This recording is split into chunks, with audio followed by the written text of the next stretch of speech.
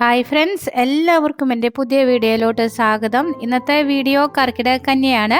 ഒരുപാട് ചേരുവകളൊന്നും ചേർക്കാതെ നമ്മുടെ അമ്മമാർ നമ്മുടെ അടുക്കളയിലുള്ള കുറച്ച് സാധനങ്ങൾ കൊണ്ട് ഉണ്ടാക്കിയ ഉത്തമമായ ഒരു കഞ്ഞി കൂടിയാണിത്. ഈ കഞ്ഞി കൊണ്ട് ശരീരത്തിൻ്റെ വേദനകളൊക്കെ അകറ്റാൻ ഈ കഞ്ഞി വളരെ നല്ലതാണ്. കൊളസ്ട്രോളും ഷുഗറുമായി കഷ്ടപ്പെടുന്നവർക്കും ഒക്കെ അത്യുത്തമമാണ് ഈ ഒരു കർക്കിടക കഞ്ഞി. അപ്പോൾ നിങ്ങളെല്ലാവരും ഈ ഒരു കർക്കിടക മാസത്തിൽ ഈ കഞ്ഞി തയ്യാറാക്കി നോക്കണം കേട്ടോ. ഇനി മരുന്ന് കഞ്ഞി ഉപയോഗിക്കുകയാണെങ്കിൽ ഈ കഞ്ഞിയിലേക്ക് മരുന്നിൻ്റെ പൗഡർ ഇട്ട് കൊടുത്താൽ മതിയാകും.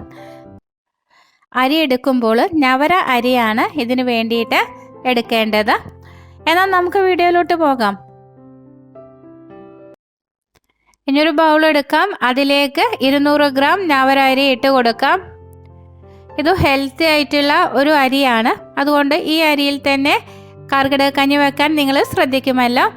ഇനി ഇതിലേക്ക് മുതിര ചേർത്ത് കൊടുക്കാം. ശരീരബലം കൂട്ടാനും എല്ലുകളുടെ ആരോഗ്യത്തിനും അത്യുത്തമമാണ് മുതിര. ഇനി 1 ടേബിൾ സ്പൂണ് ജീരകം ചേർത്ത് കൊടുക്കാം. ദഹന സംബന്ധമായിട്ടുള്ള എല്ലാ പ്രശ്നങ്ങൾക്കും ജീരകം അത്യുത്തമമാണ്. ഇനി ഇതിലേക്ക് 1 ടേബിൾ സ്പൂൺ ഉലുവ ചേർത്ത് കൊടുക്കാം. ഫൈബർ കണ്ടന്റ് ധാരാളം അടങ്ങിയിട്ടുള്ള ഒന്നാണ് ഉലുവ. നടുവേദന, കൈമുട്ട് വേദന, കാലുവേദന എന്നിവക്കൊക്കെ അത്യുത്തമമാണ് ഉലുവ. അവസാനമായി ഇതിലേക്ക് 1 ടേബിൾ സ്പൂണ് ആശാളി ചേർത്ത് കൊടുക്കാം. ഇത് അങ്ങാടി മരുന്ന് ഷോപ്പുകളിൽ കിട്ടുന്നതാണ്. സ്കിന്നിൻ്റെ ഗ്ലോ കൂട്ടാനും ആരോഗ്യ സംരക്ഷണത്തിനൊക്കെ ആശാളി വളരെ അത്യുത്തമമാണ്. ഇനി ഇതിലേക്ക് നല്ലപോലെ വെള്ളം ഒഴിച്ചു കൊടുത്ത് ഒന്ന് നന്നായിട്ട് കഴുകിയെടുക്കാം. ഇപ്പോൾ ഇത് കഴുകിയെടുത്ത് അതിൻ്റെ വെള്ളമൊക്കെ പോക്കിയിട്ടുണ്ട്. ഇനി ഇതിലേക്ക് ധാരാളം വെള്ളം ഒഴിച്ചു കൊടുത്ത് ഒരു 7 മണിക്കൂർ കുതിർത്താൻ വെക്കേണ്ടതാണ്. രാത്രിയിലായിരുന്നു ഞാൻ ധാന്യങ്ങളൊക്കെ കുതിർത്താൻ വെച്ചിരിക്കുന്നത്. രാവിലെ കഞ്ഞി ഉണ്ടാക്കി കുടിക്കാൻ വേണ്ടിയിട്ടാണ്. ഇപ്പോൾ നന്നായിട്ട് ഇത് കുതിർന്നു വന്നിട്ടുണ്ട്. ഇനി ഈ വെള്ളത്തോടു കൂടിയാണ് നമ്മൾ വേവിച്ചെടുക്കുന്നത്. ഇനി ഇതൊരു കുക്കറിലാണ് വേവിച്ചെടുക്കുന്നത്. അടുപ്പിലേക്ക് ഒരു കുക്കർ വെച്ച് കൊടുക്കാം. നമ്മൾ കുതിർത്താൻ വെച്ചിരിക്കുന്ന ധാന്യങ്ങൾ വെള്ളത്തോടു കൂടി തന്നെ കുക്കറിലേക്ക് ഒഴിച്ചു കൊടുക്കാം. കുറച്ചുകൂടി വെള്ളം ചേർത്ത് കൊടുക്കുന്നുണ്ട്. ഇതിലേക്ക് കല്ലുപ്പ് ചേർത്ത് കൊടുക്കാം. നിങ്ങൾ ഉപ്പിന് പകരം മധുരമാണ് വേണ്ടതെങ്കിൽ ഉപ്പിന് പകരം ശർക്കര ചേർത്ത് കൊടുത്താൽ മതിയാകും. ഇതിലേക്ക് 1/2 ടീസ്പൂൺ മഞ്ഞൾപ്പൊടി കൂടി ചേർത്ത് കൊടുത്ത് നന്നായിട്ട് ഇളക്കി യോജിപ്പിച്ചതിന് ശേഷം മൂടി വെക്കാം. ഇപ്പോൾ ഞാനിതിൽ വെയിറ്റ് ഇട്ട് കൊടുക്കുന്നില്ല. ആവി നന്നായിട്ട് പോയതിന് ശേഷം വെയിറ്റ് ഇട്ട് കൊടുക്കാം. ഇനി ഒരു 6 വിസിൽ വരുന്നത് വരെ വേവിച്ചെടുക്കാം.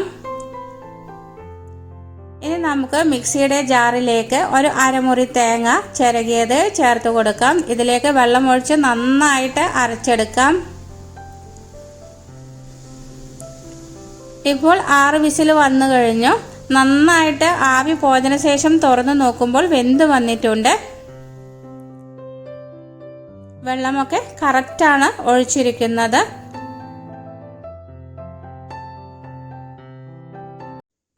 കുക്കറിൽ അരി വേവിച്ചെടുക്കുമ്പോൾ മീഡിയം ഫ്ലെയിമിലായിരുന്നു വെച്ച് കൊടുത്തിരിക്കുന്നത്.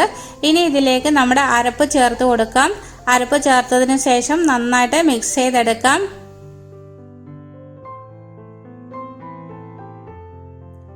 നല്ലൊരു ടേസ്റ്റിന് വേണ്ടിയിട്ട് ഇതിലേക്ക് 1 സ്പൂൺ നെയ്യ് ചേർത്ത് കൊടുക്കാം.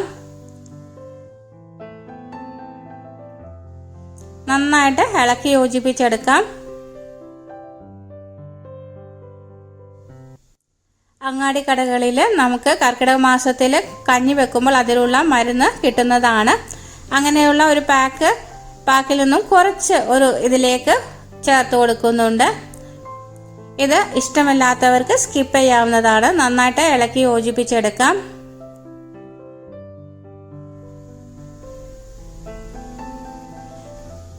ഇനി ഇത് ചൂടോടുകൂടി തന്നെ നമുക്ക് സെർവ് ചെയ്യാവുന്നതാണ്. വളരെ ടേസ്റ്റിയും ഹെൽത്തിയുമായിട്ടുള്ള ഈ കഞ്ഞി കർക്കിടക മാസത്തിൽ നിങ്ങളെല്ലാവരും ഒന്ന് ട്രൈ ചെയ്ത് നോക്കണം കേട്ടോ. ഇത് ആരോഗ്യത്തിന് വളരെ ഉത്തമപ്രദമായിട്ടുള്ള ഒരു കഞ്ഞിയാണ്. ഈ കഞ്ഞി നിങ്ങൾക്ക് ഇഷ്ടപ്പെടുകയാണെങ്കിൽ നിങ്ങളുടെ ഫ്രണ്ട്സിനും റിലേറ്റീവ്സിനൊക്കെ ഷെയർ ചെയ്ത് കൊടുക്കാൻ മറക്കരുത്. പുതുതായി ഏതെങ്കിലും കൂട്ടുകാർ ചാനൽ കാണുന്നുണ്ടെങ്കിൽ ചാനലിനെ സപ്പോർട്ട് ചെയ്ത് സബ് ചെയ്യാനും കൂടി മറന്നു പോകരുത്. വലതുവശത്ത് കാണുന്ന ബെല്ലൈക്കൻ ക്ലിക്ക് ചെയ്ത് ഓൾ എന്ന് പ്രസ് ചെയ്താൽ മാത്രമേ ഞാനിടുന്ന അടുത്ത വീഡിയോയുടെ നോട്ടിഫിക്കേഷൻ നിങ്ങൾക്ക് ലഭിക്കുകയുള്ളൂ. അടുത്ത നല്ലൊരു വീഡിയോയുമായി വീണ്ടും കാണാം. Thank you for watching. Bye bye.